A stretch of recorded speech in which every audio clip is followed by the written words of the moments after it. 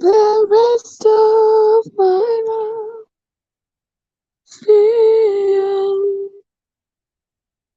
still, for the rest of my life. All right, welcome into the live, everybody. Welcome into the live. Happy Thursday morning to everybody. I want to say thank you all so much for coming in. Thank you all so much for stopping by. I sincerely appreciate each and every one of you, and it is that time again when we continue to read the Bible. We are on a quest to read the Bible for ourselves, to familiarize ourselves with its content, because after all, the Bible is very influential on not just our spiritual lives, but our lives in general. No matter no matter what aspect of your life, you can find that the Bible has had some influence on it, whether it's money, relationship, um, morality, whatever it is, even the law, even if you go to court, if you have to go to court for just about anything, the law that they're going to use to judge you has some biblical roots. And so we have taken on this challenge to read the Bible page by page by page, so that we can know what is in it, and no one can tell us what's in there, because we would know it for ourselves, whether it's there or not. So every morning we come here on my channel and we spend just about an hour or so reading the Bible. We are currently on the book of First Samuel, and in yesterday's reading, we saw where Saul went with the servant to go look for his father's donkeys who had gone astray. And they had been searching for 3 days, going from town to town, looking for those donkeys, and to no avail. And then they decided, well, they heard that there is a seer, that's a fortune teller or something like that, living close by. And so they decided that they were going to go to see this seer, to see if this seer would be able to tell them where the donkeys are. Now, don't forget that in their culture, it was the norm. It was the norm to assist your neighbor. They were quite neighborly. So if your neighbor saw your animals going astray, it was a part of their religious responsibility to bring the animals back. But as I was discussing the whole thing with, my hip, the next side of my hip, y'all don't need to know who is the next side of my hip. But anywho, as we were discussing that, and she said, God was leading them, Trev, so that explains why they could not find the donkeys and why they were searching for that long, because God was leading them to a particular destination. And that destination was to go find Samuel the seer.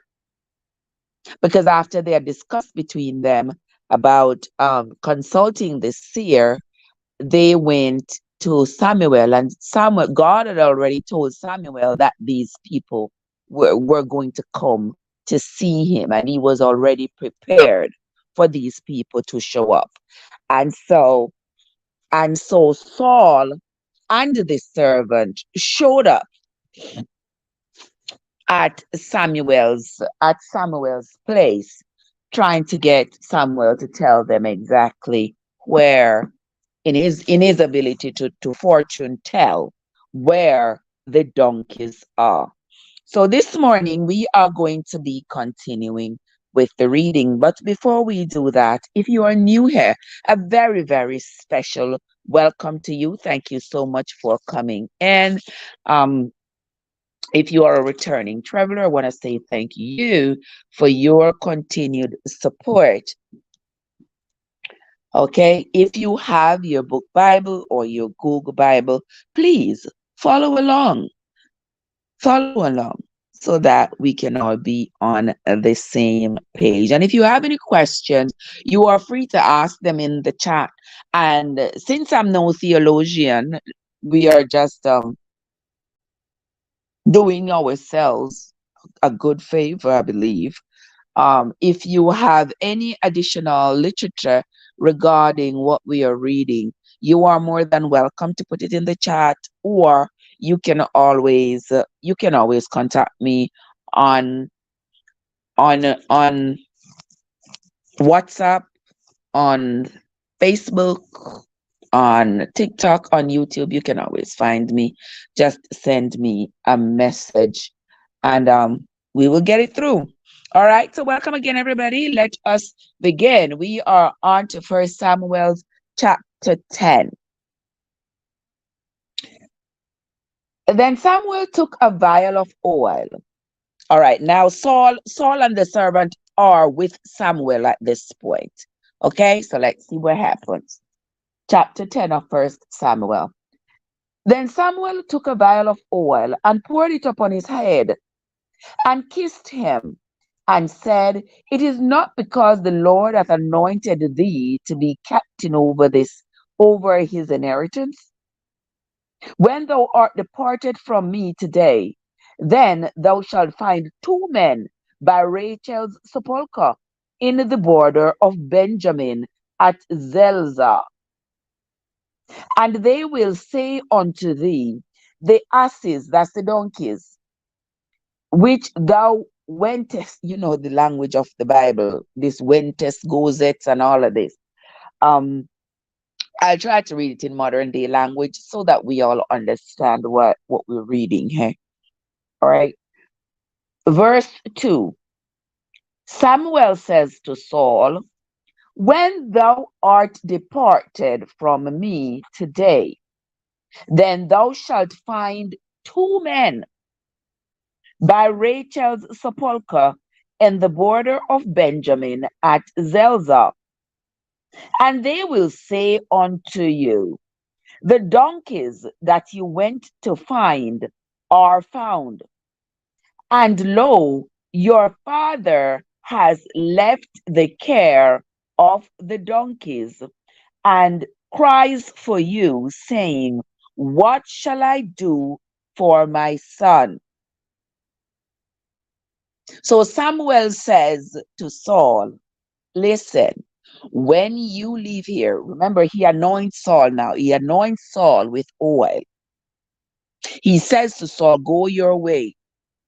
But when you leave here, you are going to find two men by Rachel's sepulchre at the border of Benjamin and Zelpah. When you find those two men, they are going to tell you that the donkeys that your father sent you to go look for have been found. And now your father is no longer worried about the donkeys. He's now worried about you. And that's because Saul had been gone for days just to find a couple donkeys. And he hasn't come back. So now his father is worried. He hasn't gotten any word about Saul. What has happened to him? So now his father is terribly worried about him. Did some animal eat him? Did they capture him, take him into slavery or something? His father is quite worried. Now we are on to verse 3. Oh, my hip is in the house. God, what's up? Gay, how are you doing? Good morning. Good morning, my loves. Good to see you. Verse 3. Then shall you go on forward from thence, and thou shalt come to the plain of Tabor, and there shall you meet three men going up to God in Bethel, one carrying three kids. and another carrying 3 loaves of bread, and another carrying a bottle of wine.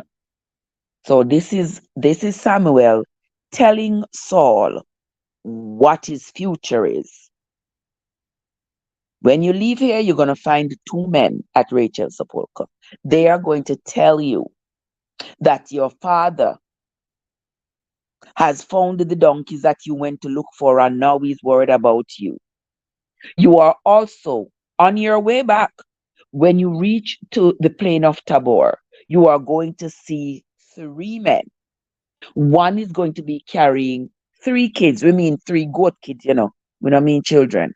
One is going to be carrying 3 kids. Another is going to be carrying 3 loaves of bread. And another is going to be carrying a bottle of wine.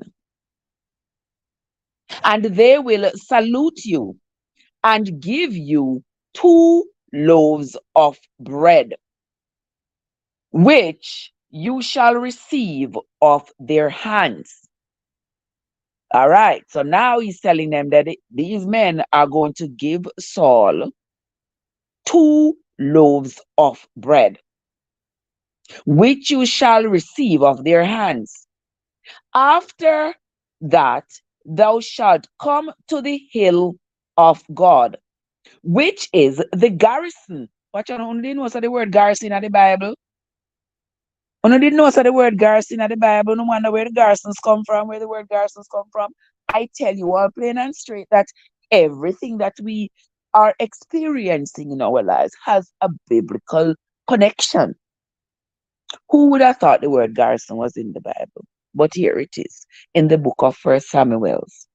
As far as I can remember, this is the first time I'm seeing the word in the Bible. Verse 5.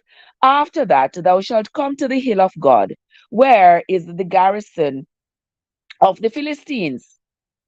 And it shall come to pass, when thou art come there to the city, that thou shalt meet a company of prophets coming down from the high place with a psaltery, a tablet, a pipe, and a harp before them, and they shall prophesy. Oh, God said it sounds like a party about to go down. Exactly. They got goats, they got bread, they got wine. Something's about to happen. Not sure what. But let's see. He says when he goes on, he's going to come to the hill of God. This is the garrison of on the edge of the Philistines on the edge of the Philistines' place. He's going to see some prophets coming down from the high place, and they're going to have a psaltery, tabret, pipe, and harp. Verse 6. And the Spirit of the Lord will come upon you, and you shall prophesy with them, and shall be turned into another man. Okay. And let it be, when these signs are come unto thee, that thou do as occasion serve thee, for God is with thee. And thou shalt go down before me to Gilgal, and behold, I will come down unto thee to offer burnt offerings and to sacrifice sacrifices of peace offerings. 7 days shalt thou tarry till I come to thee and show thee what thou shalt do. Okay? This is Samuel talking to Saul. Verse 9. And it was so that when he had turned his back to go from Samuel, God gave him another heart, and all those signs came to pass that day. And when they came thither to the hill, behold, remember Samuel told Saul that he was going to come to that hill of God and that he was going to see the prophets? Okay.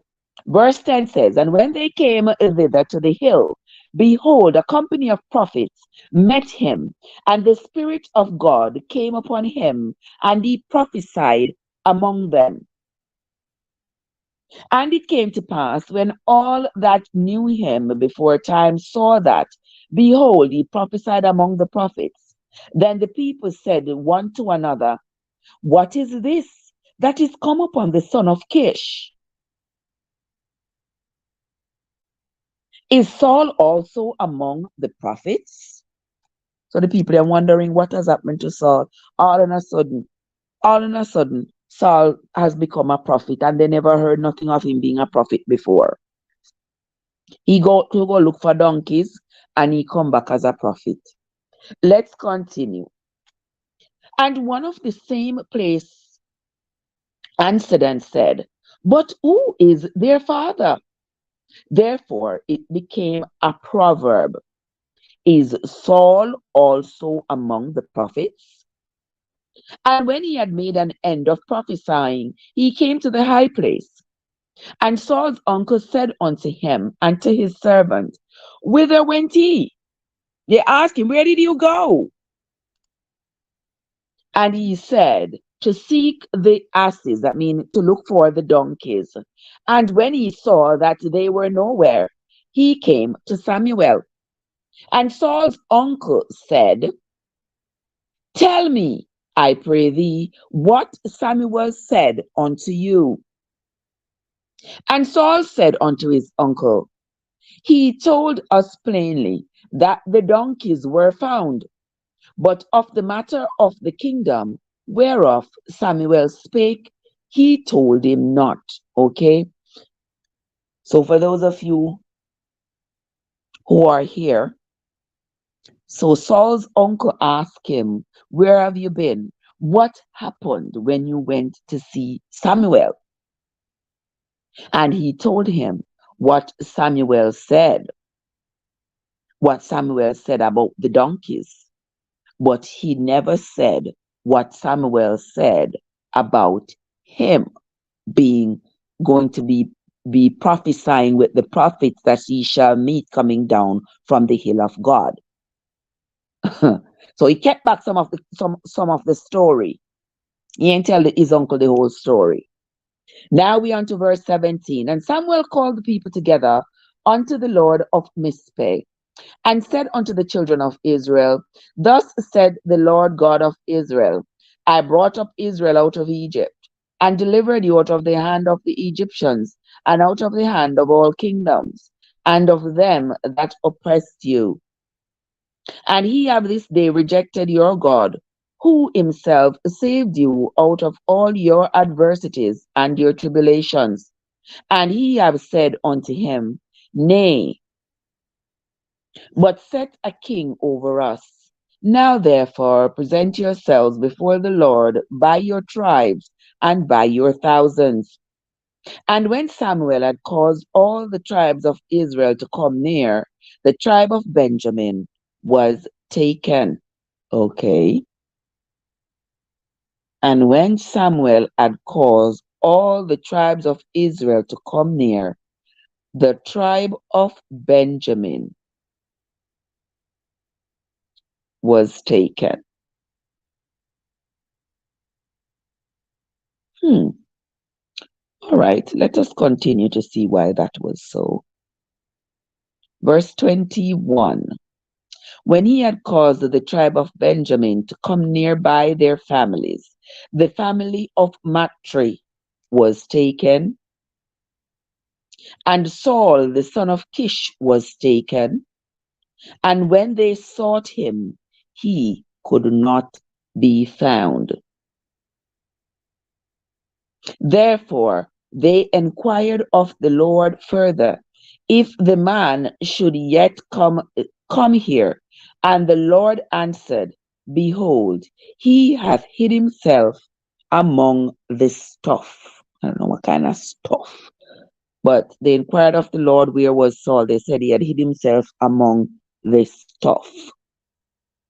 That simple showing not a long. Exactly, gay. Exactly. Verse 23 said, and they ran and fetched him, And when he stood among the people, he was higher than any of the people from his shoulders and upward. And Samuel said to all the people, See, he who, see him whom the Lord hath chosen, that there is none like him among all the people. And all the people shouted and said, God save the king. Then Samuel told the people the manner of the kingdom and wrote it in a book and laid it up before the Lord. And Samuel sent all the people away, every man to his house. And Saul also went home to Gibeah, and there went with him a band of men whose hearts God had touched. Verse 27, and this is the last verse of chapter 10. But the children of Belial said, How shall this man save us? And they despised him and brought him no presents, but he held his peace. That is the same way how you will find that some political leaders, they are despised by one community. Remember, I talked about the garrisons earlier, and we know how garrisons are run. They have one particular political loyalty, and the person who leads that party is their they reverence this person like he's their deliverer, he's their savior. It's the same mentality. But the other party, like we know how it goes in Jamaica, like the other party, the leader of the other party is hated tremendously. And so everybody seek to have their own garrison area where the people look up to them. So here, Saul wasn't popular at all. Saul was not popular at all when he went home to Gibeah because the people, the children of Belial had said that, they don't know who him is. They don't know who he is. So they despise him and they didn't bring him any presents. Despite the fact that the prophecy had just come true that he was prophesying. He was going to be a prophet, and God had changed the heart of the men so that they could follow him and not harm him.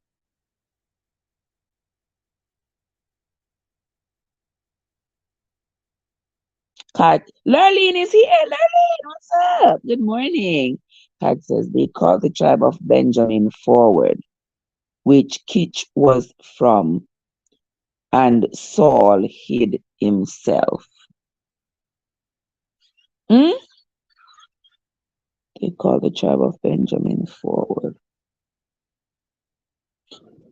Verse 20 says, And when Saul had caused all the tribes of Benjamin to come near, the tribe of Benjamin was taken.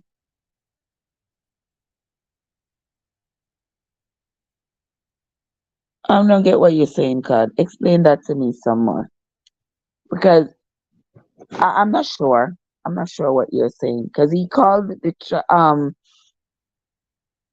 Samuel called the tribe of Israel to come closer. Is that what I'm understanding from this come near means to come closer, and the tribe was taken. But I don't see who took them. Who took them, card? Or maybe you have read it before. I've read some other literature. Let's read all that again. Let's read all that again so that we are all on the same page and we all understand. Verse 19 said, And ye have this day rejected your God. Okay. He called all the children of Israel, tribe, tribe by tribe, and chose the tribe of Benjamin, which Saul was from. Okay, now I get you. Now I get you. Okay. Now I get you. But it didn't take Saul. And he have this day rejected your God, who himself saved you out of all your adversities and your tribulations. And he have said unto him, Nay, but set a king over us.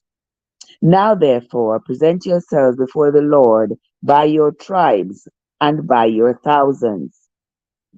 Okay, so there we have it. So the children of Israel are presenting themselves according to their tribes in front of their God. Now I get what you are saying, God. And when Samuel had called all the tribes of Israel, okay, so he called all everybody, tribe by tribe, he called them all near to come near. All of you come according to your tribe. And then the tribe of Benjamin was taken. When he had caused the tribe of Benjamin to come near with by their families, the family of Matri was taken, and Saul the son of Kish was taken. And when they sought him, he could not be found. Therefore they inquired of the Lord further if the man should yet come thither. And the Lord answered, Behold, he hath hid himself among the stuff. Okay, so they were taking the tribe um to which Saul belonged, and he, not wanting to be taken, he hid himself among the stuff. Okay, let us continue. We are now moving on to chapter 11 of the book of First Benjamin, of the book of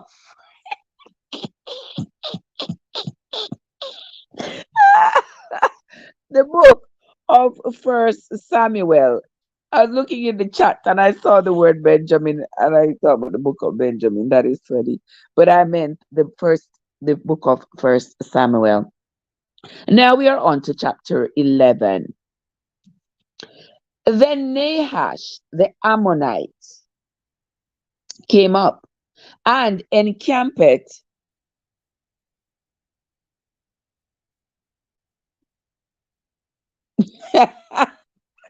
God says, is that one of the last books, the book of Benjamin? It probably is. Who knows? It's probably one of the lost books. Who knows? Let's move on to chapter 11, guys. Then Nahash the Ammonite came up and encamped against Jabesh Gilead. And all the men of Jabesh said unto Nahash, Make a covenant with us, and we will serve thee. Boy, them desperate for a king, they will serve anyone and anything. Remember, they were uh, um, asking Samuel to get them a king, to appoint them a king. Now they're asking Nahash to be their king.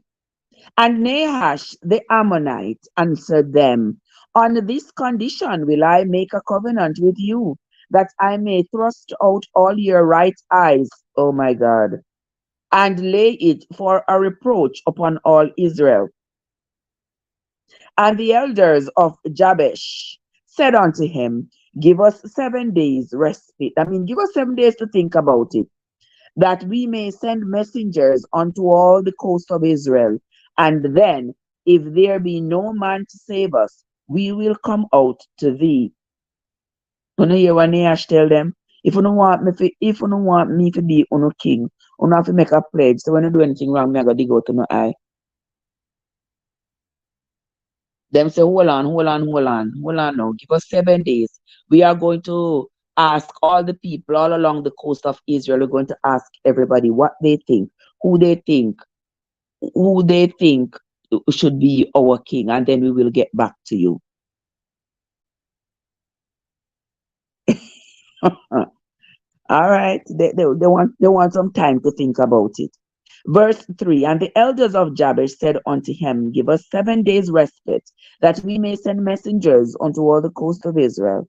And then, if there be no man to save us, we will come out to thee. Then came the messengers to Gibeah Remember, Saul is in Gibeah, guys. Don't forget. Saul is in Gibeah. Then came the messengers to Gibeah of Saul and told the tidings in the ears of the people. And all the people lifted up their voices and wept. And behold, Saul came after the herd out of the field. And Saul said, what aileth the people that they weep? He said, why are all these people crying? And they said, and they told him the tidings of the men of Jabesh. And the Spirit of God came upon Saul when he heard those tidings, and his anger was kindled greatly. And he took a yoke of oxen and hewed them in pieces, and sent them throughout all the coast of Israel by the hands of messengers, saying, whosoever cometh not forth after Saul and after Samuel, so shall it be done unto his oxen. And the fear of the Lord fell on the people, and they came out with one consent. These people lived in such fear, boy, I tell you.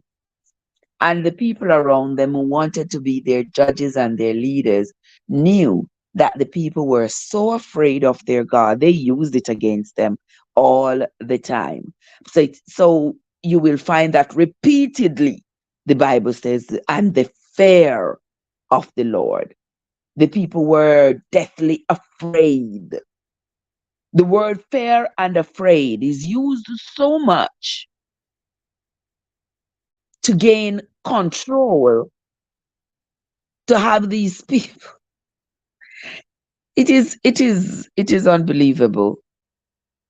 I think the only thing these people were preoccupied with was their fear. And they realized that as humans, they could not keep all those precepts.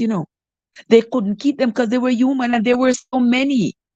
If you walk wrong, if you stand up wrong, if your nose big, if your eye cast, if you're 1 foot shorter than the other, if one hand shorter than the other, if you steal, if you lie, if you sleep with somebody's husband, if you look funny on somebody's wife, if every single thing they did, there was a punishment. So they just lived in fear. Things that they could control and things that they couldn't control. Because remember, around there in around Genesis or Exodus, we read where you were an outcast. If your nose was broad, you were an outcast. If you were short, you were an outcast. For anything, you were subjected to punishment. You see, God say all the things you are not in control of. Exactly. Because you're not in control if you're short. You're not in control if your nose broad. All I can me, them would have stoned me to death with this a hell of a nose for my face. Oh, Jesus. My word. Let us continue. We're on to verse 8. And when he numbered them in Bezek, the children of Israel were 300,000, and the men of Judah 30,000. Holy mackerel. And they said unto the messengers that came, thus shall he say unto the men of Jabesh Gilead, tomorrow, by this time the sun be hot, he shall have help. And the messengers came and shewed it to the men of Jabesh, and they were glad. Therefore the men of Jabesh said, tomorrow we will come out unto you, and he shall do with us all that seemeth good unto you. And it was so on the morrow that Saul put the people in 3 companies, and they came into the midst of the host in the morning watch, and slew the Amorites until the heat of the day. You know, the Israelites and the Amorites and the Ammonites and all of them, the Moabites, they're always fighting. Always fighting. And it came to pass that they which remained were scattered, so that two of them were not left together. So there was this war here between the Israelites and the Ammonites, and there was a great slaughter. That means the Israelites won the fight, they won the battle, and they slaughtered so many that the others that were left, they ran away, scattered so much that two of them did not go in the same direction. Every man went on his own direction, went in his own direction. Verse 12 of chapter 11. And the people said unto Samuel, who is he that said, shall Saul reign over us? Bring the men that we may put them to death. And Saul said, there shall not a man be put to death this day, for today the Lord hath wrought salvation in Israel. Then said Samuel to the people, come, and let us go to Gilgal and renew the kingdom there. And all the people went to Gilgal, and there they made Saul king before the Lord in Gilgal. And there they sacrificed sacrifices of peace offerings before the Lord. And there Saul and all the men of Israel rejoiced greatly.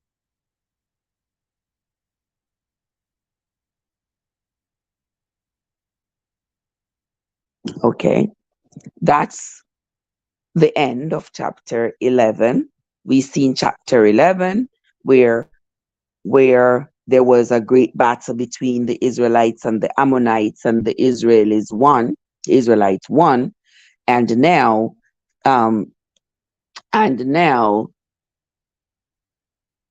Samuel, Samuel has taken the people along with Saul. They have taken the people to Gilgal, and they have started a whole new, established a whole new living there with all these people. And Saul is now made king over Israel. So don't forget, over the Israelites. Now don't forget that Saul is now king over the Israelites in Gilgal. Joseph is here. Blessings, my dear Jojo. How are you doing? AG is here as men. What can I say? My two men coming in the chat at the same time. Why AG tell me say? Me not cheering you. And you are going to tell me the same thing. How are you all doing? AG, stay safe on those streets, my love. I hope everybody's having a fantastic morning as we are reading the book of First Samuel's. We are now moving on to chapter 12. And Samuel said unto all Israel, behold, I have hearkened unto your voice in all that ye said unto me, and have made a king over you.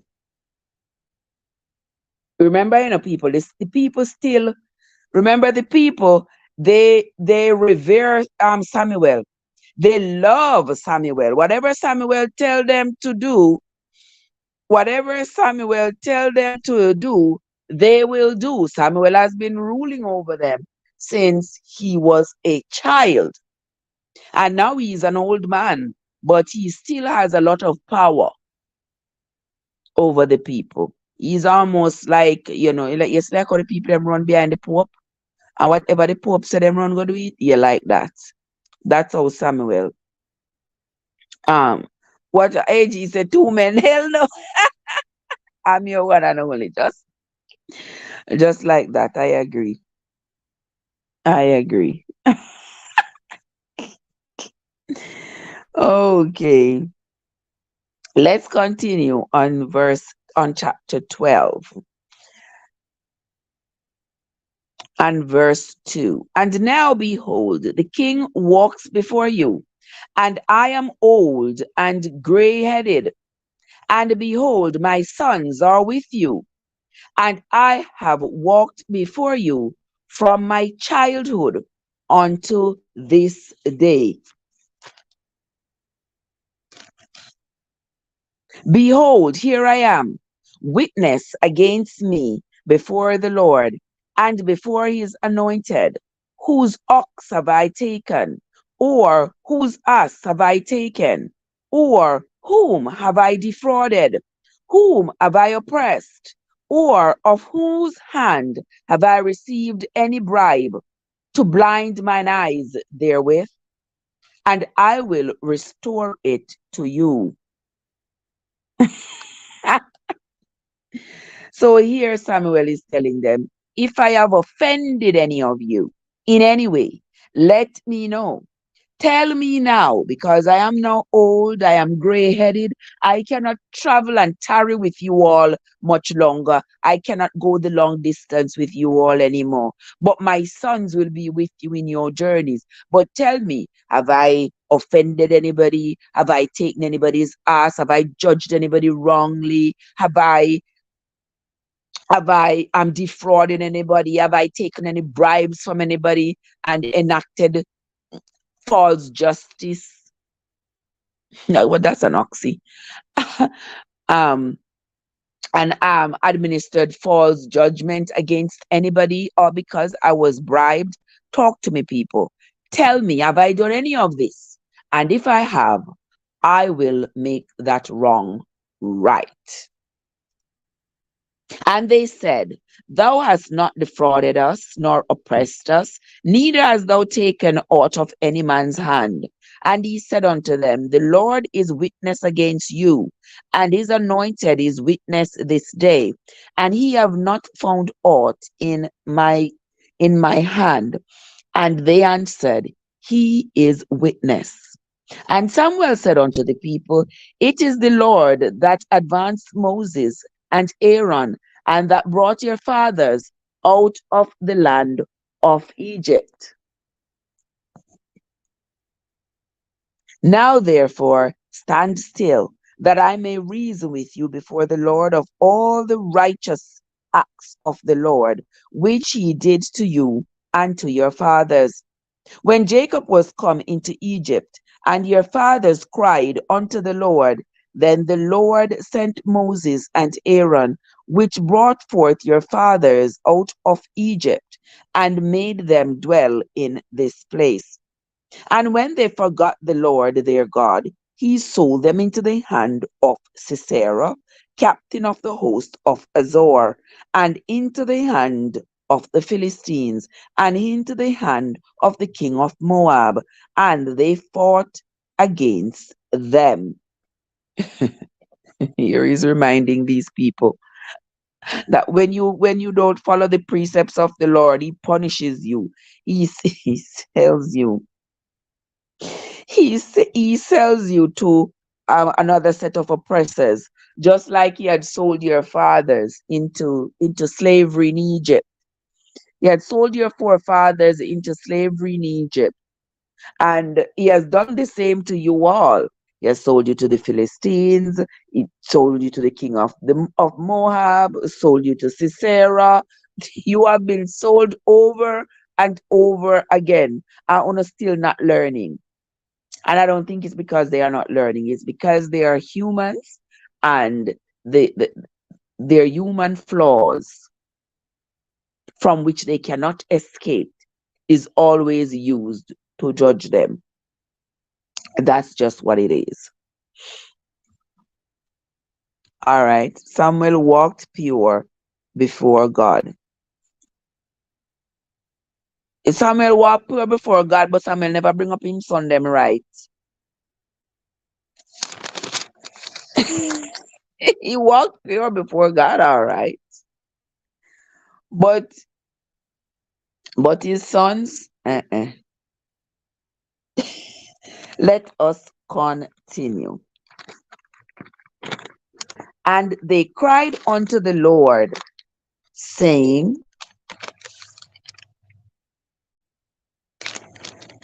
Samuel walked pure before God. Let us continue. And he cried unto the Lord and said, We have sinned because we have forsaken the Lord and have served Baalim and Ashtaroth. Remember, Baalim and Ashtaroth were the gods of their captors. And we have served Baalim and Ashtaroth, but now deliver us out of the hands of our enemies, and we will serve thee. So you hear them bargaining with God.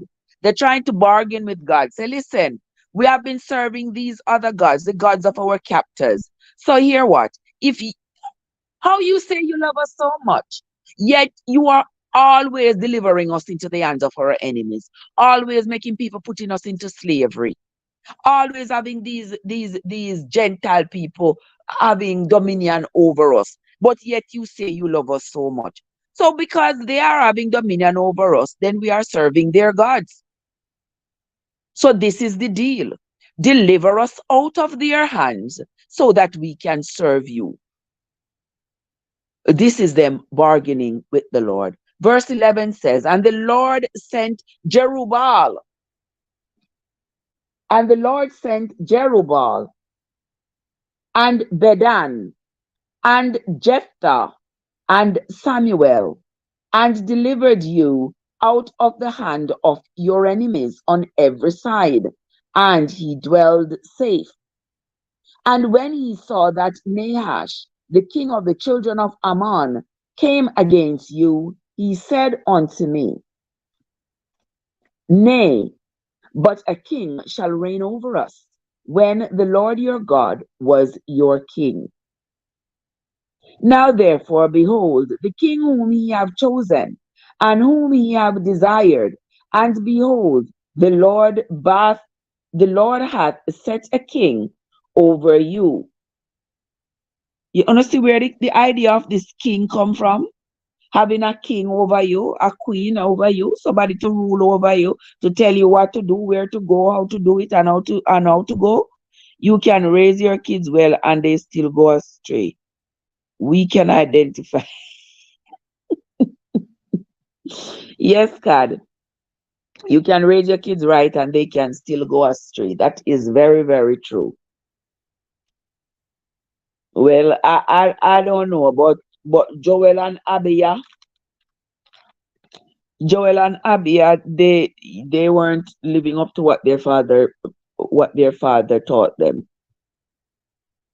And guys, for those of you who don't know, Joel and Abia are Samuel's sons. All right, let us continue. Now therefore, behold, the king whom ye have chosen, and whom ye have desired, and behold, the Lord hath set a king over you. If he will fear the Lord, and serve him, and obey his voice, and not rebel against the commandments of the Lord, then shall both he and also the king that reigns over you continue following the Lord your God. But if ye will not obey the voice of the Lord, but rebel against the commandments of the Lord, then shall the hand of the Lord be against you, as it was against your fathers. Okay, so that's what I was talking about.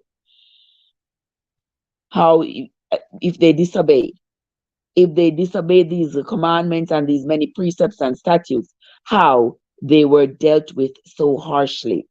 Now, therefore, stand and see this great thing, which the Lord will do before your eyes. It is not what harvest today. It, is it not wheat what do I ask this morning? Is it not wheat harvest today?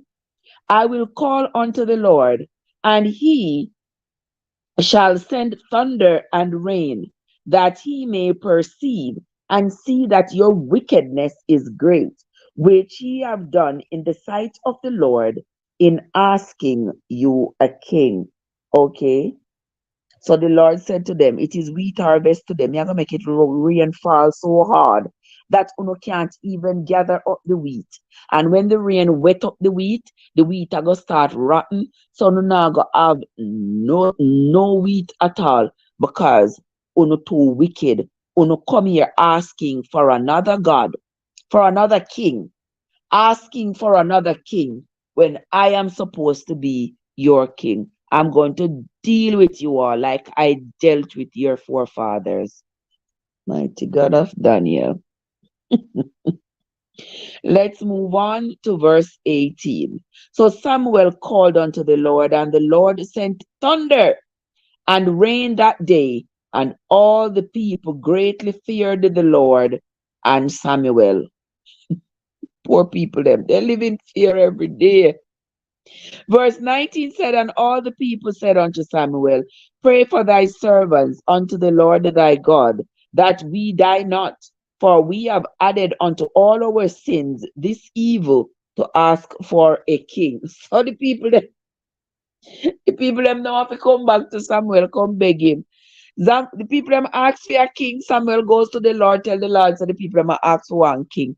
The Lord get vexed and say, they have the audacity to come asking for a king when I am supposed to be their king. Watch me and them, watch me and them, watch me and them. I'm going to send a piece of lightning and thunder upon them, you see. So the poor people them come back to Samuel, come beg Samuel. Samuel, go back go ask God no. Tell God to tap the rain and the thunder here for we no, please. We sorry, we sorry, we sorry. We not gonna ask one king no more. All right. Let us read again verse 20.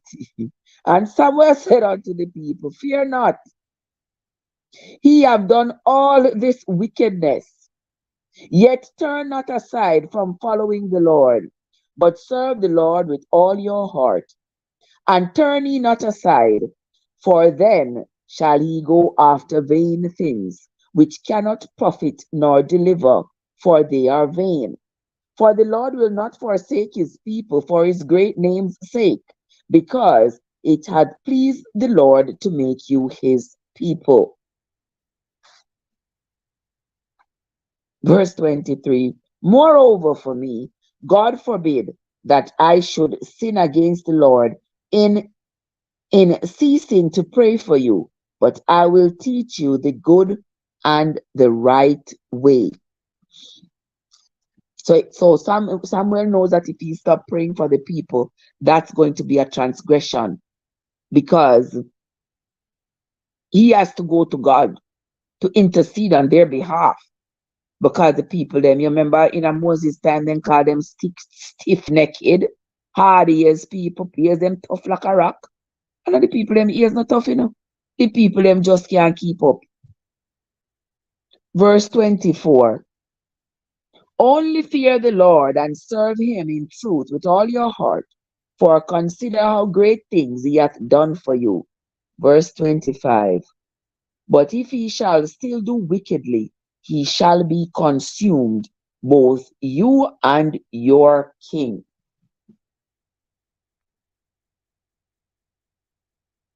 That is the end of chapter 12 of the book of First Samuel's. So y'all see, my people, listen, everybody here now on the chat. I know of recent days there has been an uptick in people who are concerned about the Bible and whether or not they should go by the precepts and concepts of the Bible because it we weren't raised to question the Bible. We weren't raised to question anything that the Bible says. We were raised to follow blindly, go to church every Saturday, every Sunday, and Wednesday night service and Friday night service and all those things, and question not, just go along with it.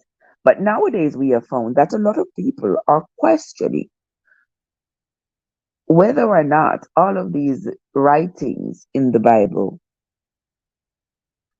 were written for us, were relevant to us, and how much of it should we take to heart. And I'm sure in the years to come, more and more people are going to be questioning these things. When you read something like this now, when I read something like this, and it says, if I ever go against what the Lord says to do, I am going to be dealt with. Me, I go deal with you, you know. Me, I go consume you. It makes you afraid. And I had posited the question before about whether or not people were really going to church and trying, because all you can do is try to follow the Bible. All you can do is try. You see the arduous task that it is. The children of Israel, they couldn't follow, and now the people are confused. God say Him love us. He say we are His chosen people. Every turn we turn, though, we are the ones being put into slavery by the quote unquote enemy. Then what is? What is? How if we continue to serve Him when Him do all of this to us? And you cannot blame the people for questioning. Because if you do something and your mother punishes you, but the punishment is so harsh. The punishment seem like it not fit the crime.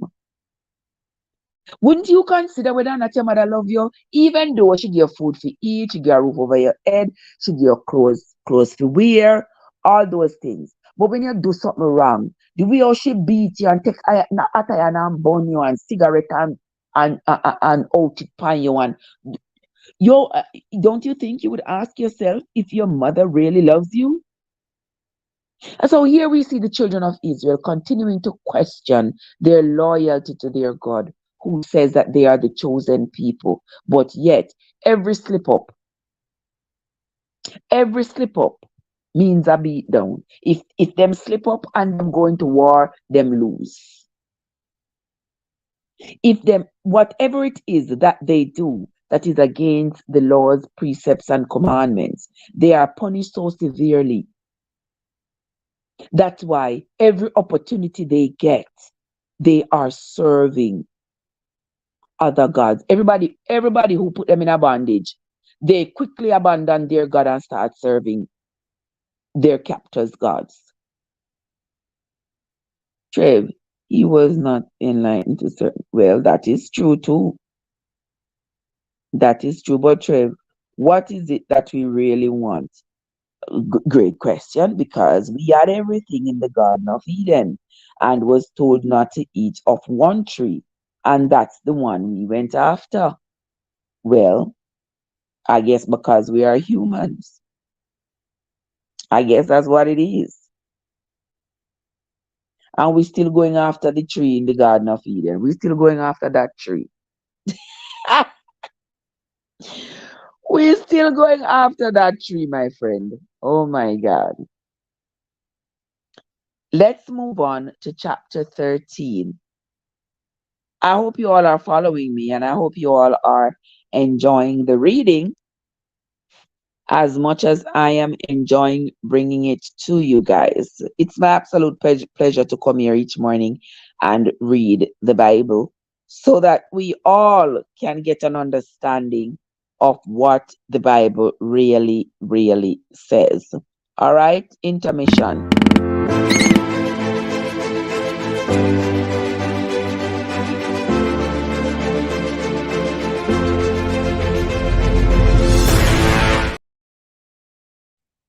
Okay, let us continue. Chapter 13. Saul reigned 1 year. Saul reigned 1 year. And when he had reigned 2 years over Israel, Saul chose him 3,000 men of Israel, whereof 2,000 were with Saul in Mishmash and in Mount Bethel, and 1,000 were with Jonathan in Gibeah of Benjamin. And the rest of the people he sent every man to his tent.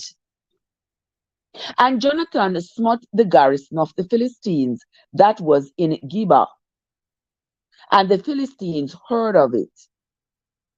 And Saul blew the trumpet throughout all the land, saying, Let the Hebrews hear.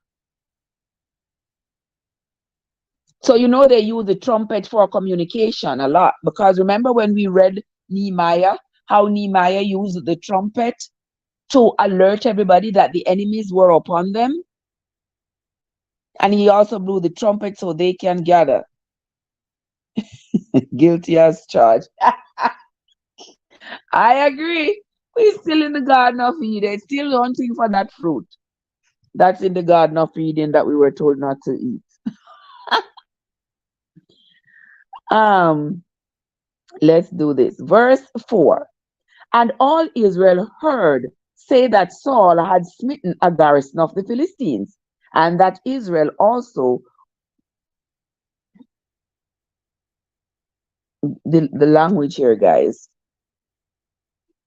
and all Israel heard say that Saul had smitten a garrison of the Philistines, and that Israel also was had in abomination with the Philistines. That can't be what it's supposed to say. Was had. I'm sure that's not what it's supposed to say. And all Israel heard say that Saul had smitten a garrison of the Philistines, and that Israel also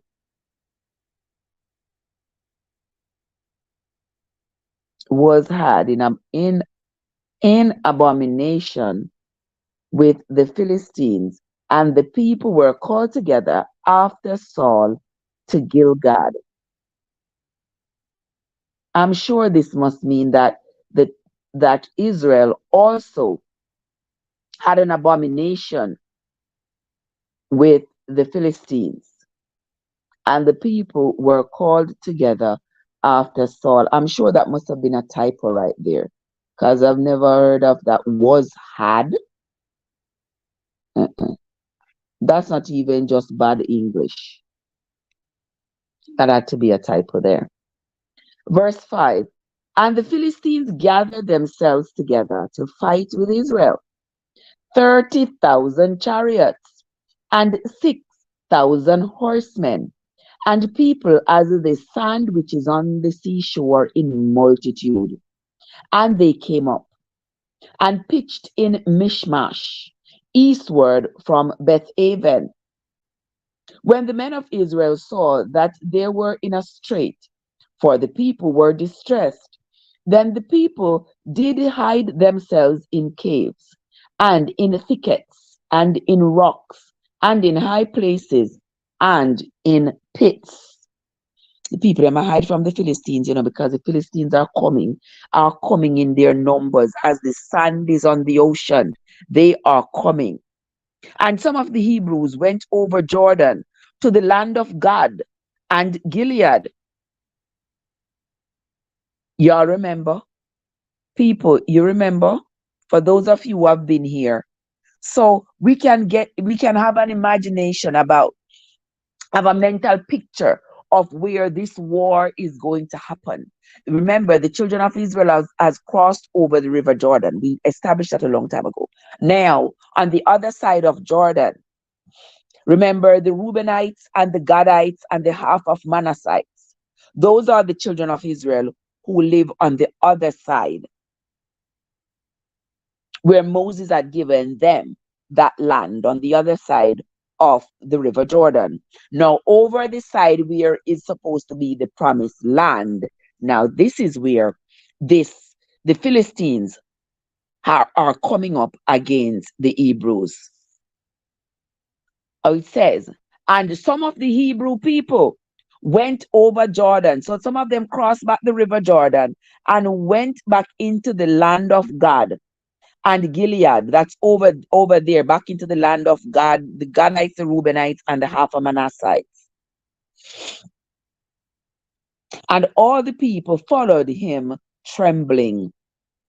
Wow.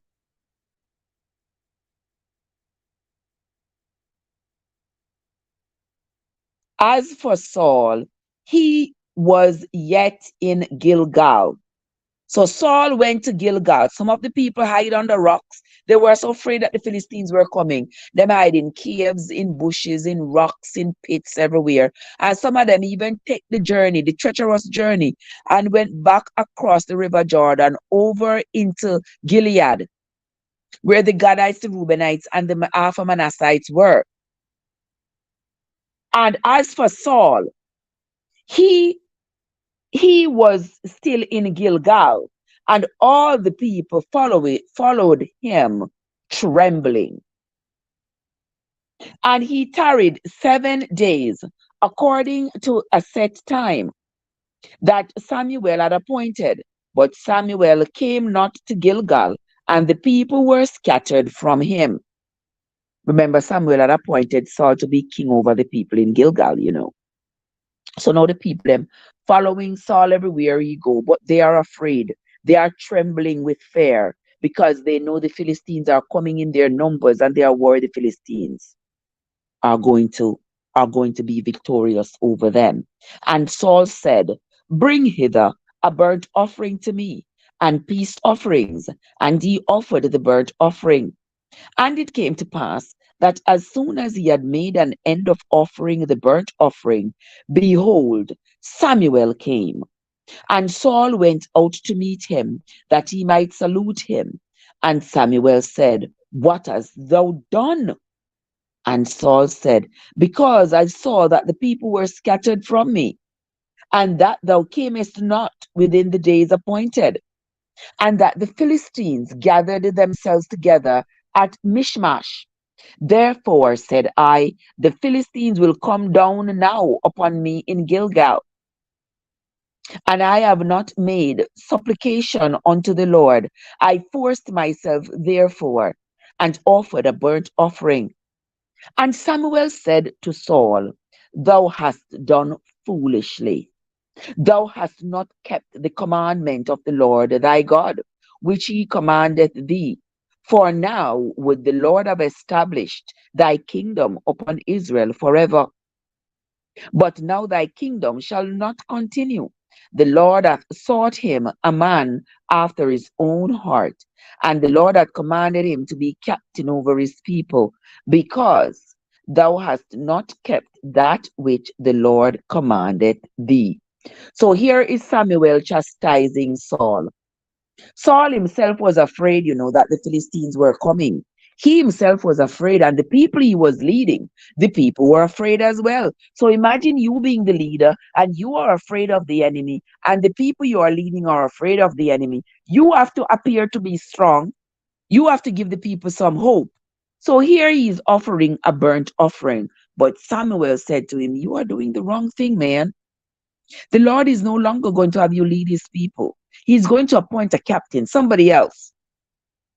Verse 15, and Samuel arose and got him up from Gilgal unto Gibeah of Benjamin.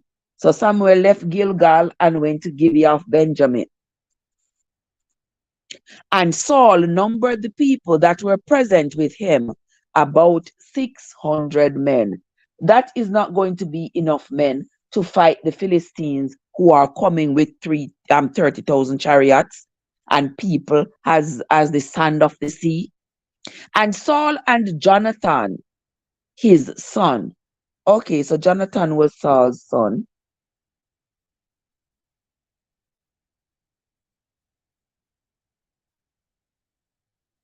Okay.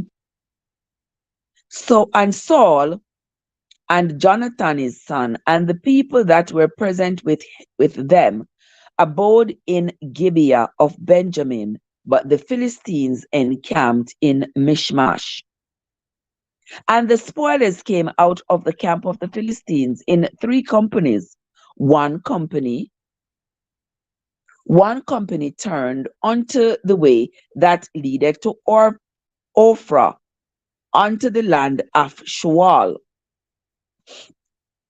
and another company turned the way of Bethoron, and another company turned to the way of the border that looks to the valley of Zeboim towards the wilderness.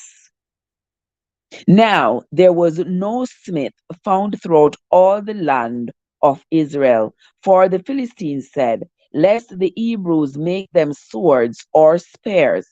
But all the Israelites went down to the Philistines to sharpen every man his share, and his coulter, and his axe, and his mattock. So the Israelites are getting all of their weapons ready.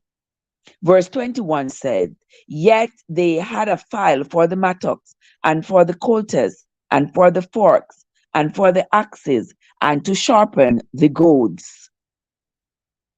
So it came to pass in the day of battle that there was neither sword nor spear found in the hand of any of the people that were with Saul and Jonathan. But with Saul and with Jonathan his son was there found. Oh, really? So the people didn't have any weapon, but Saul and Jonathan did? Let's read that again, verse 22. So it came to pass in the day of battle that there was neither sword nor spear found in the hand of any of the people that were with Saul and Jonathan, but with Saul and with Jonathan his son were they found. So exactly, that's exactly what it's saying. So what happened? All the people going to war without any weapons? Why didn't the people have any weapons, but Saul and his son Jonathan had? That's strange. Verse 23, and the garrison of the Philistines went out to the passage of Michmash. Okay.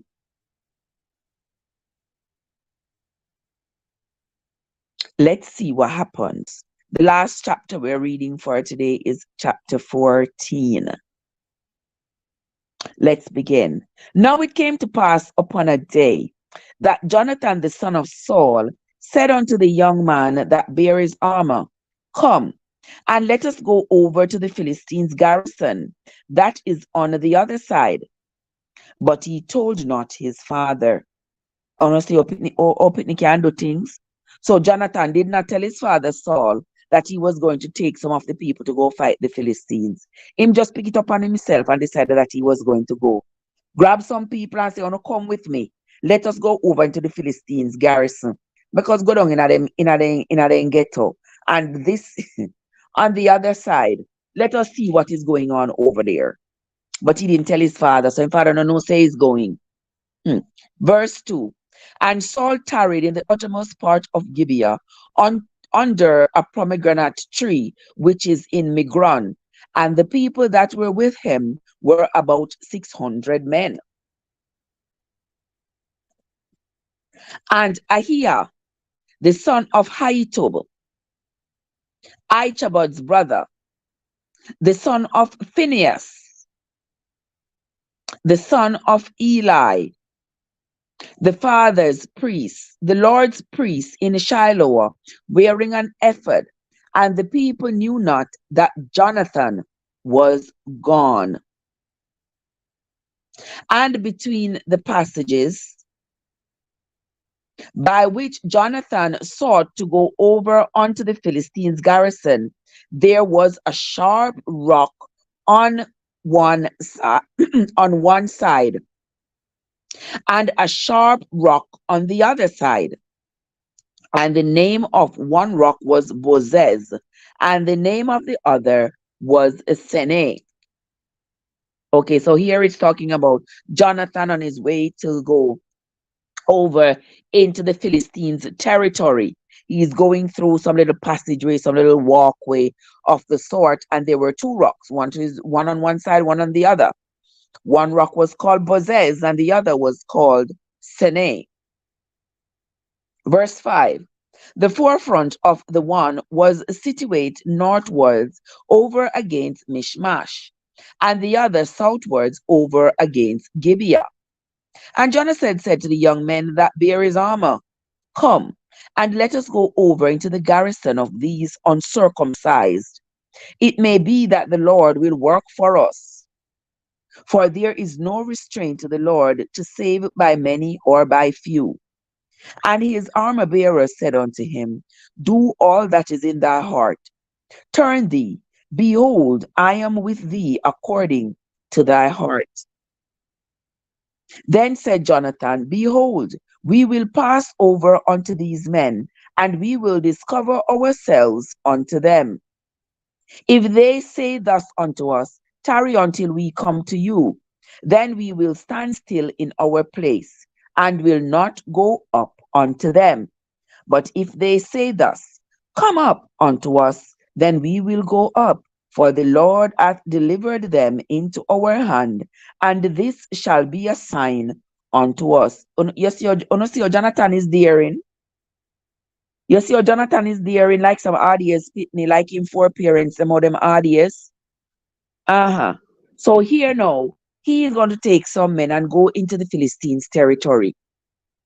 His father doesn't know where he's at, but he's going up there and saying, Well, the Lord don't cause victory based on the number of people you have. He causes you victory if he's on your side. So he could be on your side with two men, and he will cause you to conquer 200 men, and vice versa. So it's not how many men you have, it is whether or not God is with you. So come with me and let us go over there. Even though we are few, we're still going. All right. So let's see what happened to Jonathan when he goes into the Philistines' territory. Verse 11. And both of them discovered themselves unto the garrison of the Philistines. And the Philistines said, Behold, the Hebrews come forth out of the holes where they have been hiding. And the men of the garrison answered Jonathan and his armor bearer and said, Come up to us, and we will shew you a thing. And Jonathan said unto his armor bearer, Come up after me, for the Lord hath delivered them into the hand of Israel. And Jonathan climbed up upon his hands and upon his feet. So you see him have to go up on the hill. So him have to imagine him climbing up on the hill on his hands and on his feet, and his armor bearer after him. And they fell before Jonathan, and his armor bearer slew after him. And that first slaughter which Jonathan and his armor bearer made was about 20 men. So just the two of them, just Jonathan and his armor bearer slew 20 men within, as it were, an half acre of land, which a yoke of oxen might plow. So about a half an acre of land where those 20 men were stationed, and Jonathan and his armor bearer were able to slay 20 of them.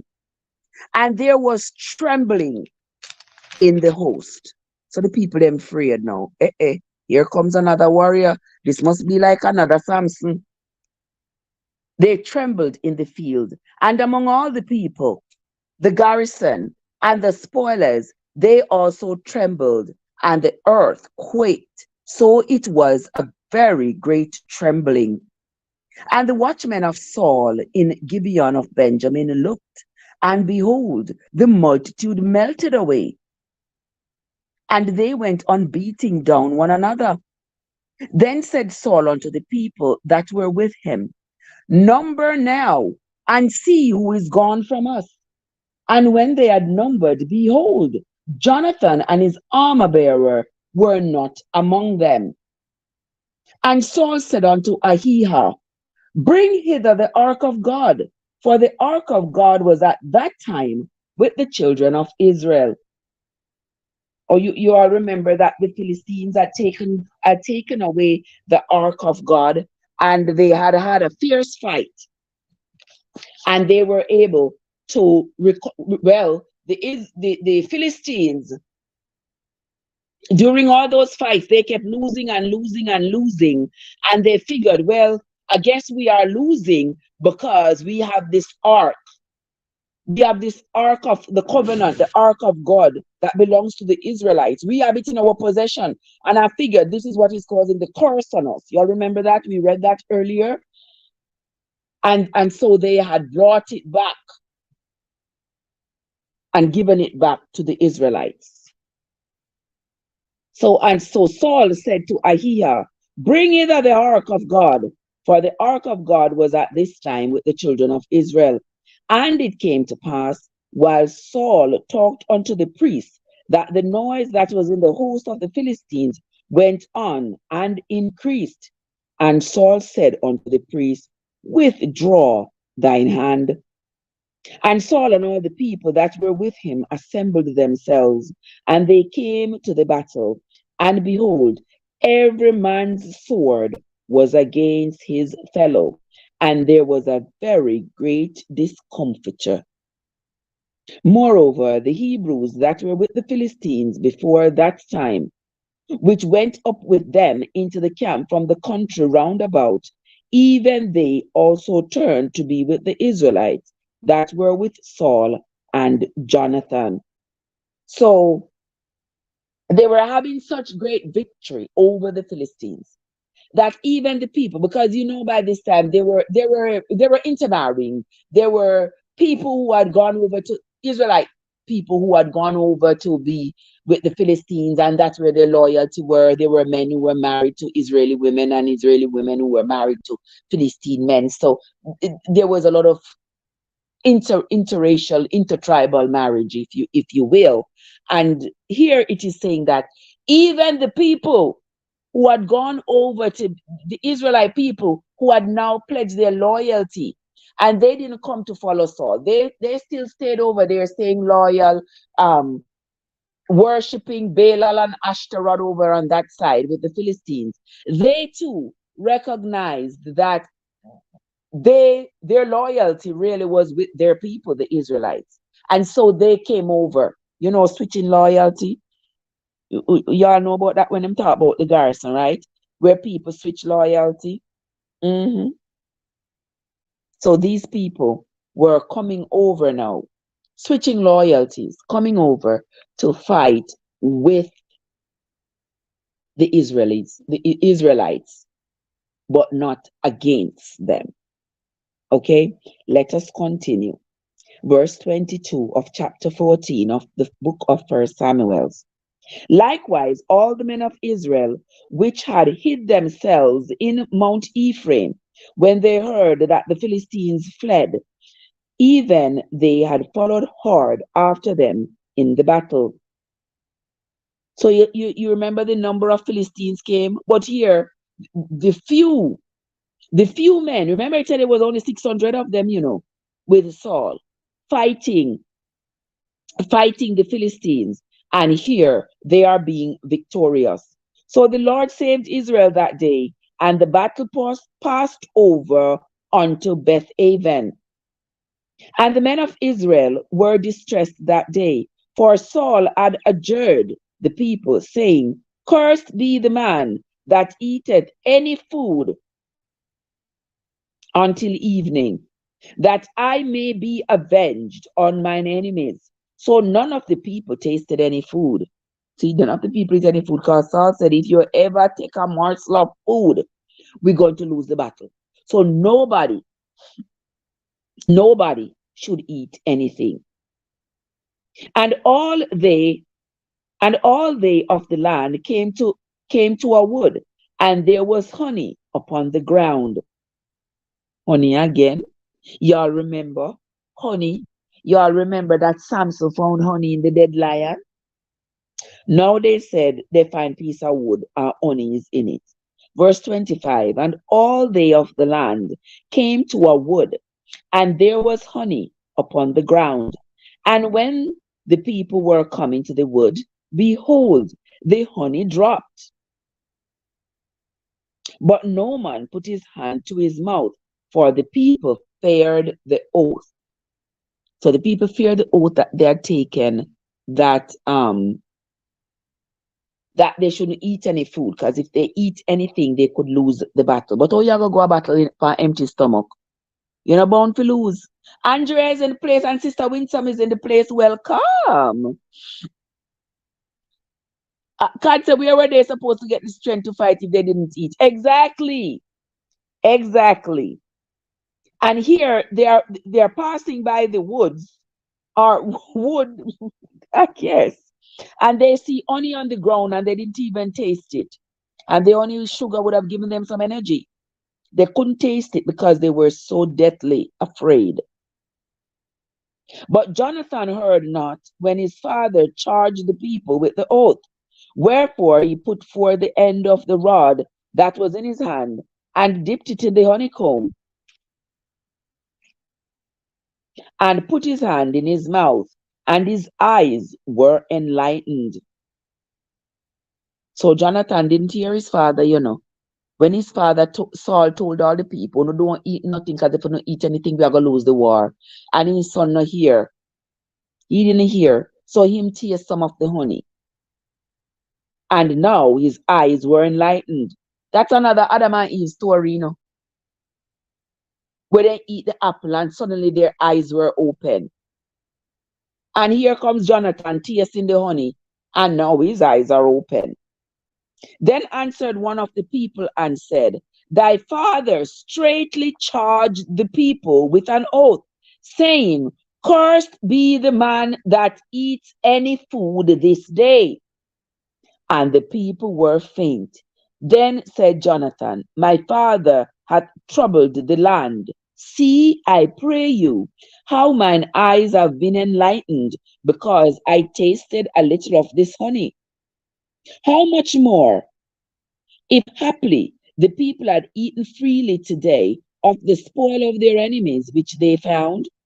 For, for had there not been now a much greater slaughter among the Philistines? And they smote the Philistines that day from Michmash to Aijalon, and the people were very faint. And the people flew upon the spoil and took sheep and oxen and calves and slew them on the ground, and the people did eat with the blood. So you see how easily the people them forget the oath. Jonathan was the first one who tasted honey. So he's the one who they saw eat something that day. And they said to Jonathan, How comes you eating when your father make us swear and say we will not eat anything today?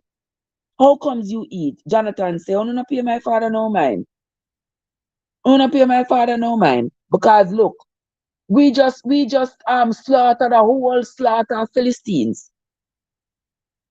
So we have been victorious. So why are we not eating? And so the people them turn upon the animals, the Philistine animals, and they did a great slaughter. And now they are all eating. Let's see what happens after that. Verse 32. And the people flew upon the spoils and took sheep and oxen and calves and slew them on the ground. And the people did eat them with the blood. Then they told Saul, saying, Behold, the people sin against the Lord, in that they eat with the blood. And he said, He have transgressed. Roll a great stone upon me this day. My God, Saul is so mad with the people. He tell them to just roll one stone upon him. Wow. And Saul said, Disperse yourselves among the people, and say unto them, Bring me hither every man his ox, and every man his sheep, and slay them here, and eat. And sin not against the Lord in eating with the blood. And all the people brought every man his ox with him that night, and slew them there. Because remember, it was against their commandments and tradition. They cannot eat the animal with the blood in it. They got to drain out the blood first before they eat the animal. And Saul built an altar unto the Lord. The same was the first altar that he built unto the Lord.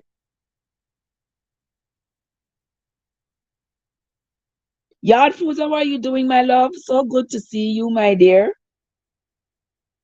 So good to see you. I still have your friend running.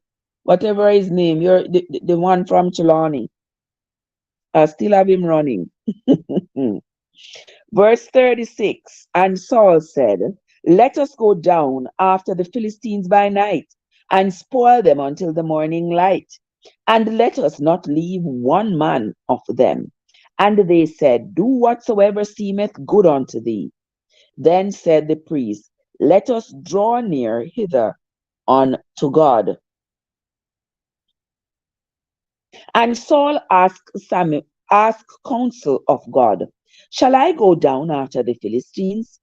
Wilt thou deliver them into the hand of Israel?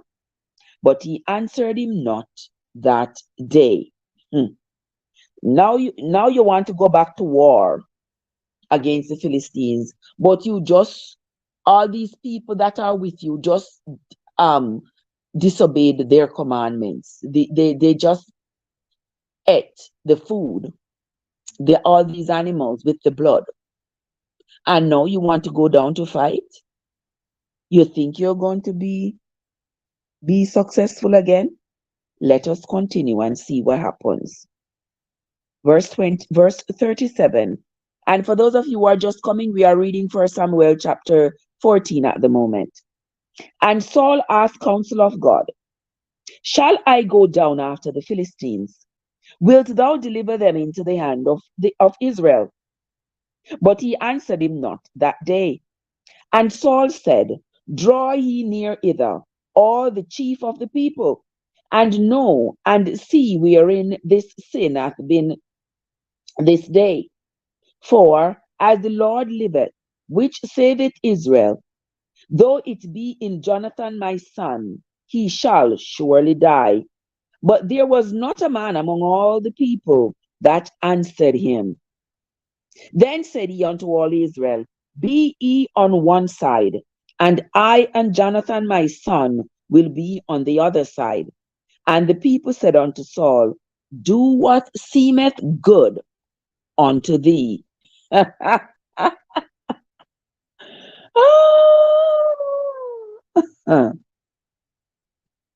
All right. Yard food. Okay. Yes, yard food. You know how the thing goes. No problem, my love. But they are all defiled. Exactly, card. Yeah, pussy, I wish I have the energy like you to wake up so early and do this. Maybe I need some iron. Well, check if you do. I mean, I'm usually a I'm usually a early riser, and I think it has come from my days of, always having to get up early, go carry water. Always have to get up early. Get up early, go carry water before water shut off. Me always have to get up early to go to school. When you have to walk 3 miles to reach a bus stop, have to go catch bus to go to school. You have to get up early. So I get up early every morning. I always leave my house. Just as Alan Magnus coming on at 5 o'clock in the morning. Me always leave in my house. If Alan Magnus start talking for 15 minutes, me late. Ah, boy. Let us continue. Let us continue. We are on to verse 39 of chapter 14 of First Samuel. For as the Lord liveth, which saveth Israel, though it be in Jonathan my son, he shall surely die. But there was not a man among all the people that answered him. Then said he unto all Israel, but he on one side, and I and Jonathan my son will be on the other side. And the people said unto Saul, do what seemeth good unto thee. Therefore Saul said unto the Lord God of Israel, give a perfect lot. And Saul and Jonathan was taken, but the people escaped. O Lord. And Saul said, cast lots between me and Jonathan my son. And Jonathan was taken. Then Saul said to Jonathan, tell me what thou hast done. And Jonathan told him and said, I did taste the little honey with the end of the rod that was in mine hand, and lo, I must die. And Saul answered, God do so, and more also, for thou shalt surely die, Jonathan. And the people said unto Saul, shall Jonathan die, who hath wrought this great salvation in Israel? God forbid, as the Lord liveth, there shall not one hair on his head fall to the ground, for he hath wrought with God this day. So the people rescued Jonathan, that he died not. Then Saul went up from following the Philistines, and the Philistines went to their own place. So Saul took the kingdom over Israel and fought against all his enemies on every side, against Moab and against the children of Ammon, and against Edom and against the kings of Zohab, and against the kings of Zobah, and against the Philistines. And whithersoever he turned himself, he vexed them. So Saul is now on a rampage. He's angry and he's fighting everybody around him.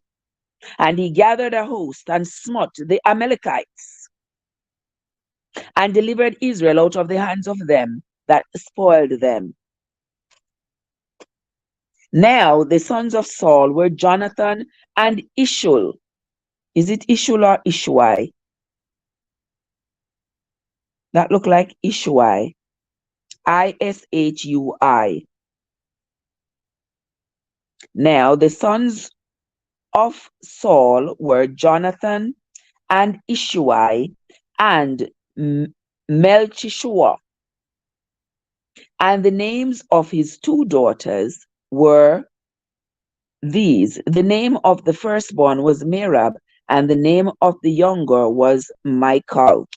So Jonathan had three sons. Saul, forgive me, people. So Saul had three sons, Jonathan, Ishuai, and Melchichua. And his two daughters were Merab and Michal.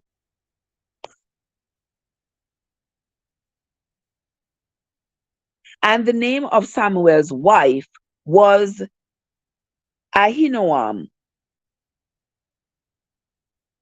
Samuel's wife, not Samuel, Saul. Why do I keep saying Samuel?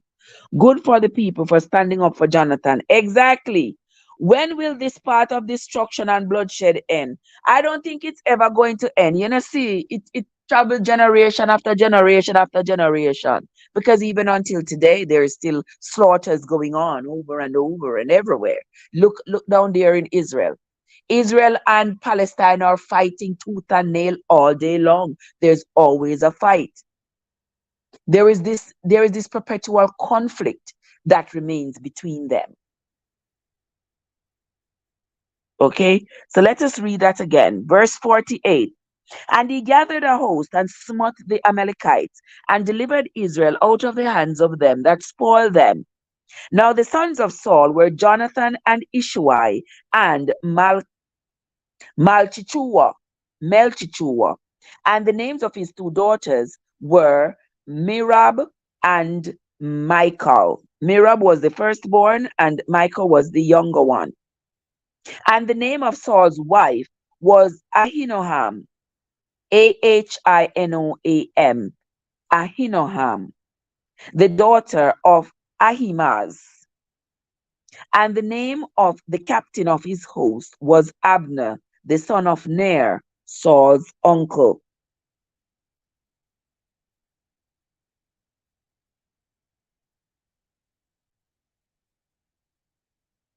Hold on there, guys, because I make notes as I go along. Verse 51. And Kish was the father of Saul, and Ner, the father of Abner, was the son of Abiel. And Ner was Saul's uncle. And there was sore war, verse 52. And this is the last verse of chapter 14 of First Samuel. And there was sore war against the Philistines all the days of Saul. And when Saul saw any strong man or any valiant man, he took him unto him. Here endeth the reading of First Samuel chapter 14. Guys, it has been an absolute pleasure for me reading this book for you all, reading the Bible. Here we see in Samuel, in the reading this morning, we have seen where Samuel um, has appointed Saul to be king over the people. The people love him, the people revere him, the people are following in his leadership. His son Jonathan is with him. He's also a fierce warrior, just like his dad. And they are going up against the Philistines. The Philistines are coming out against them in numbers with like 30,000 chariots and thousands of men ready to fight. They have their spears and they are ready to fight. And we see where the number of the children of Israel have dwindled to those who are at those who are with Saul at this time. They are a small number. And so they are worried about whether or not they should be afraid of the Philistines, considering that the Philistines have outnumbered them significantly. But Jonathan, him alone and his armor bearer, just the two of them, decides to take on the Philistines. And they took on the Philistines. And just him by himself, Jonathan and his armor bearer, slaughtered 20 of the Philistines' bravest and strongest men just by themselves. And so Jonathan sort of gained his stripes like, yeah, I'm mightyful, I'm powerful. They can't test me. I'm strong. I'm brave. I can take on 20 of them and slaughter all 20. Because listen, it is not the number of people that goes up against the enemy. It is who God is with. And God is with me. So therefore, I am going to win. And so he won that battle. But here he comes after that. And Saul has instructed the people that they shouldn't eat that whole day of battle. They are fighting, but they shouldn't eat. And Jonathan, because Jonathan and his armor bearer had gone off to go fight by themselves, they didn't hear the warning of Saul at all. They didn't hear when Saul told them that nobody should be eating that day. So when the people were there, the people saw honey. As hungry as they were, they didn't even taste the honey because they didn't want the whatever curse that would follow. They didn't want it to come upon them. They didn't want to start losing the battle. So they were following Saul's instruction. They didn't eat anything. And here come Jonathan. And him eat the honey because he didn't hear the warning. As enough time warnings go out, and some of us don't hear it, We don't hear the warning because we always gone our own way, doing our own thing. So after he ate the honey, and the Philistines were upon them, Saul said, let him and Jonathan, his son, stay on one side of the battle and let the people stay on the other side. The Lord said, well, Jonathan has to die because Jonathan was the one who ate something that day. But we have seen this all throughout the Bible. So Jonathan was right. When Jonathan tell him, say, don't listen to my father, no just Jonathan tell the people, say, when the people them say to Jonathan, how comes you get to eat honey and your father said nobody should eat anything? Jonathan said, no, nobody listen, no listen to my father here. No just go and eat. How no I got be fighting and no eat nothing? And so the people them just started slaughtering goat and cow and everything that them can eat and ate. No, Jonathan was spared from being killed, which was a good thing in the end. he was spared from being killed. So he didn't die. And I thought way back when I heard a story that Saul's son died in battle. There must be some other battle. But we are going to continue reading the book of Samuel. We will continue tomorrow morning, same time, same place. I usually get up at 4 o'clock. Sometimes I start reading that early, but other times I go around and do other things before I start the reading, usually by 6 o'clock, 6:30 ish, somewhere around there. I usually start the reading. Oh, Jamaica Farmers Hut is here. Jamaica Farmers Hut, how are you doing, my love? So good to see you. Thank you so much for coming. Let me look for my tablet and let me see what I go on for my tablet right now with you. How are this? How are this? One chocho trying out my go live. Yeah, me see one chocho here, so because I've been running you all night. All right, so this going here, so don't worry yourself. Watch hours you want, watch hours you will get, Jamaica farmers. Yeah. All right, but welcome into the live. Winsor Card said, no, I meant he was right that it does not matter how many you have on your side. You will still exactly. Oh, okay. Now I get you. Yes, Card, exactly. It doesn't matter how many you have on your side. That's what Jonathan said to his arm bearer, right? No matter how many people on your side, as long as God is on your side, you will win. Even if it's 1,000 of them come up against two of you, you will you will win if God is on your side. Ay. and so and so that was the case with Jonathan and his father Saul. All right, so guys, that is going to be the end of the reading for today. We will come back later on, hopefully we will come back later on and do another live, but for right now, this is going to be it. This is going to be it for this morning. I sincerely appreciate each and every one of you who have come into the live, those of you who have participated in the chat, and to the newbies, Jamaica Farmers Hut, welcome. Thank you so much. And if there are any silent listeners out there listening, I want to say thank you so much for coming. I hope you all are enjoying the reading as much as I am enjoying bringing it to you. When we come back tomorrow, we will be reading from First Samuel chapter 15. That's where we will begin. So don't forget to come in tomorrow morning around the same time, same place, with your book Bible or your Google Bible, or just follow along as I continue to read the Bible for us. No, that is going to be it for watch a piece. I'm my silent. You're a silent listener. Well, that's good. I appreciate the silent listeners who listen, but they don't say anything. I appreciate y'all. And I want to say thank you so much for coming, each and every one of you. Now go ahead, guys, and have yourselves a great Thursday. We will talk later. Have yourselves a good day, everybody. Bye, guys. I will see you all later.